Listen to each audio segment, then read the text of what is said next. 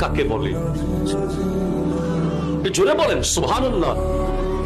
বাবুই পাখির বাসা আপনি দেখবেন সেখানে দুইটা দরজা থাকে।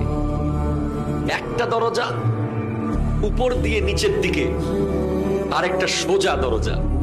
সোজা দরজার মধ্যে কোনো বাচ্চা ডিম থাকে না, আর উপর থেকে একটা লুকায়িত দরজা আছে যেটা দিয়ে বাচ্চার ডিম থাকে। দুইটা কামরা বানায় ওই ছোট্ট বাবুই পাখি। জিজ্ঞেস করলাম, দুইটা কামরা কেন বানিয়েছো? সে উত্তর দেবে, কারণ আমার বাচ্চা সেফটির জন্য। কারণ এই বাবুই পাখিকে দুইটা কামরা বানাতে বহুবার তার ঠোঁট ইউজ করতে হয়েছে, বিভিন্ন জায়গায় খড়কুটো আনতে হয়েছে। ছোট্ট পাখিটা কত হাজার বার উড়ে গিয়েছে, কত হাজার বার খড়কুটো এনেছে মুখে করে, শুধু এই বাসাটা বানানোর জন্য।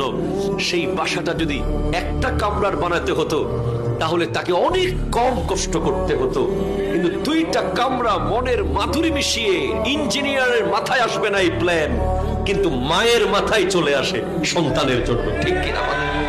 আরো জোরে বলেন ঠিক কিনা?